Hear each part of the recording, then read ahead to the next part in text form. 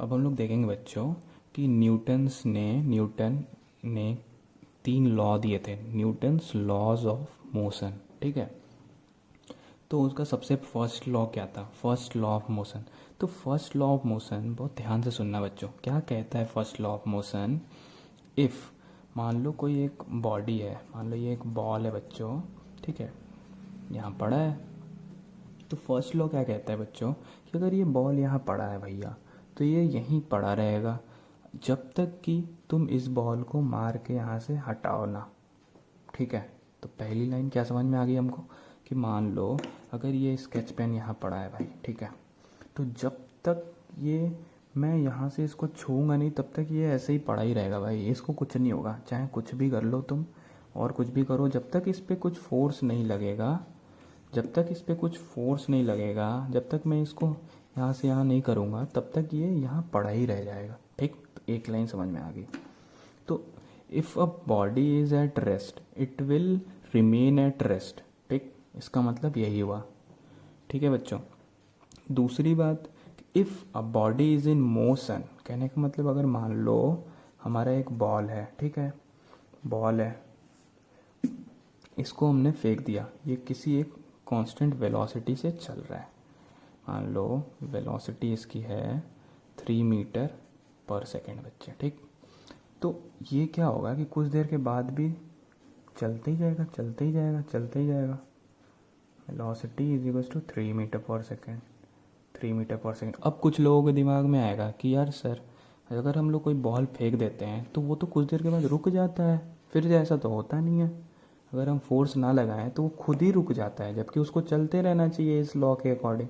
तो बच्चों अगर ध्यान से तुम इस बात पे सोचोगे तो हम लोगों ने लास्ट लेक्चर में क्या डिस्कस किया था कि यहाँ पर अगर बहुत सारे फोर्सेस, अगर कोई फोर्स नहीं लगेगा तब हम लोग यहाँ पे क्या जानते हैं कि अगर कोई बॉडी मोशन में है और उस पर अगर कोई एक्सटर्नल फोर्स नहीं लगता है तब वो मोशन में ही रहेगा, यूनिफॉर्म मोशन से ही चलता जाएगा।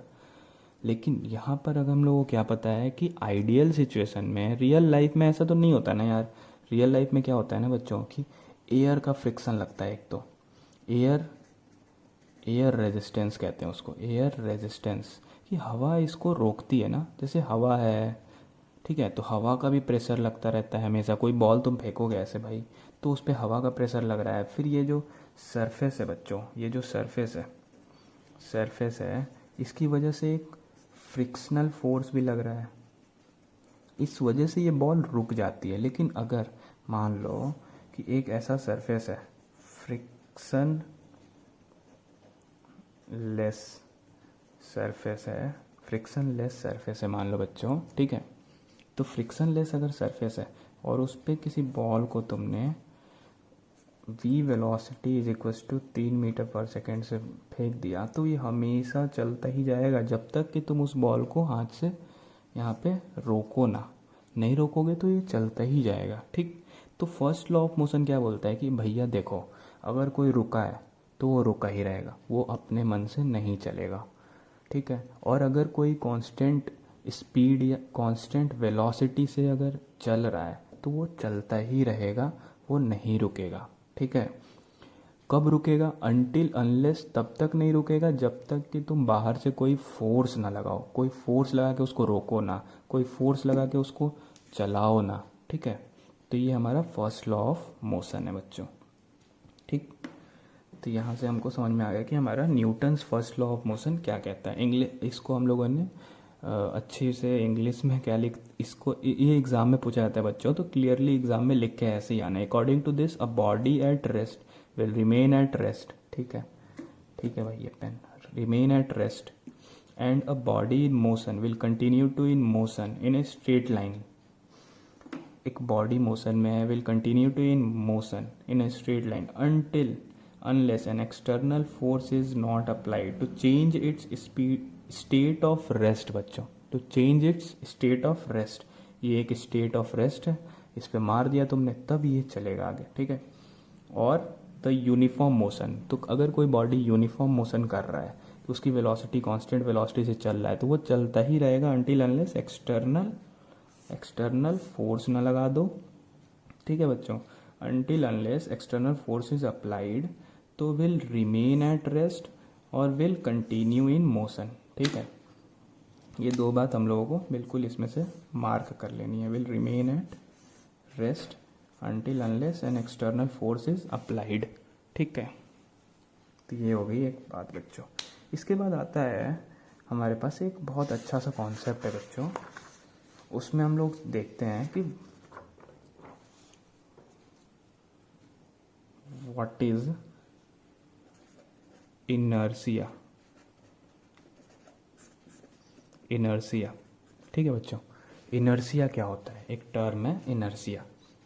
तो देखो, मैं एकदम बहुत सिंपल भाषा में बताऊंगा अगर, तो इनर्शिया क्या होता है ना बच्चों, कि अगर कोई बॉडी है, कोई ऑब्जेक्ट है, मान लो बच्चों, ठीक है, कोई ऑब्जेक्ट है ये, मान लो, ठीक.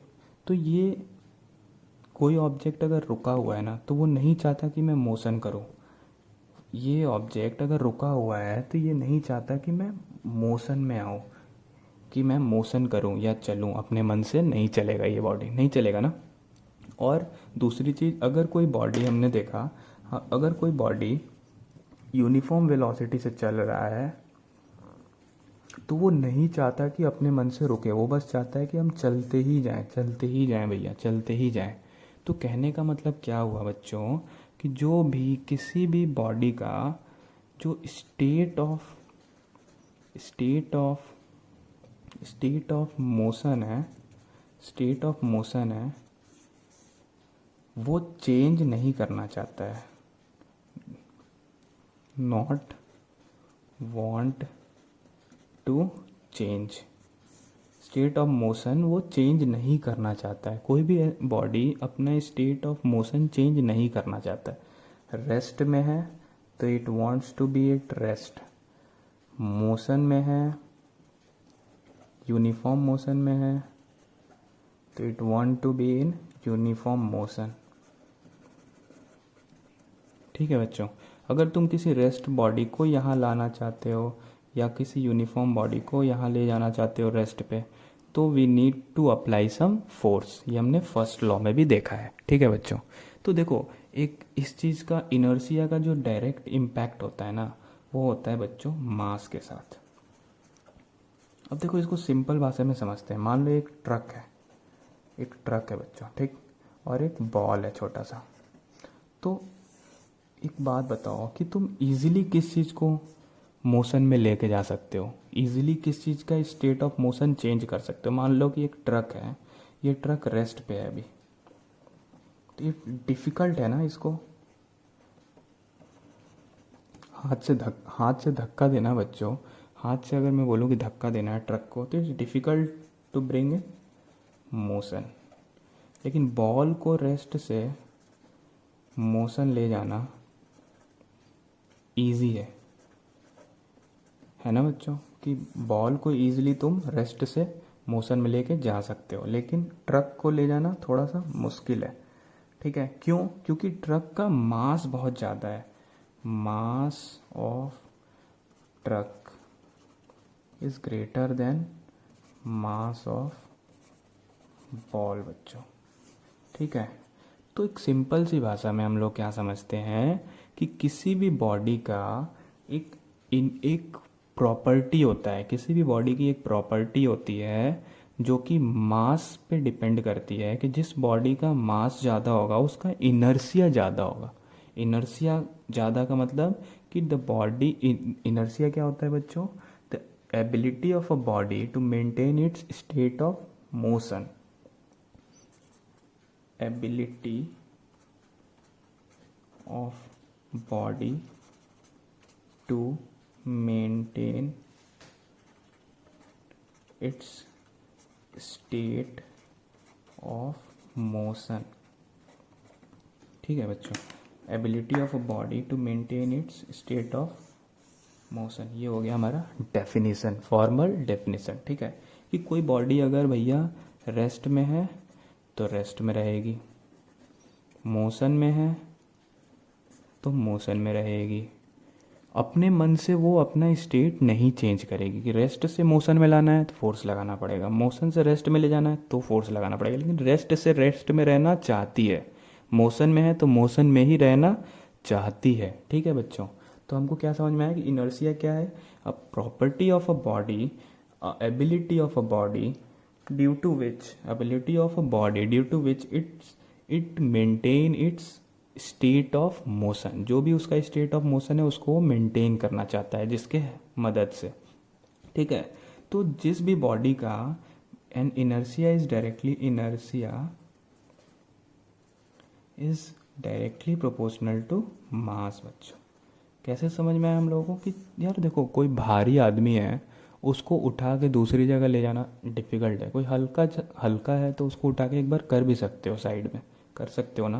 तो सिंपल सी बात है कि एक छोटा सा बॉल है तो उसको तुरंत तुम उठा के दूर कर सकते हो या उसको चला सकते हो, उसको धक्का दे सकते हो। लेकिन कोई बहुत बड़ा सा ट्रक है, बस है, कोई बड़ा सा पत्थर है, तो उसको उसका स्टेट ऑफ मोशन चेंज करना थोड़ा मुश्किल है ना, उसको हिलाना मुश्किल है। लेकिन छोटा बॉल है, उसको हिलाना इजी है। तो किसी भी बॉडी का जो मास होता है, जितना ज़्यादा होगा वो उतना ज़्यादा अपना स्टेट ऑफ मोशन चेंज करने में दिक्कत क्रिएट करेगा। वो इजीली अपना स्टेट ऑफ मोशन चेंज नहीं करेगा। तो मास जिसका ज़्यादा होगा उसका इनर्शिया ज़्यादा होगा, वो अपना स्टेट ऑफ मोशन उतना ही ज़्यादा मेंटेन करेगा। ठीक है बच्चों।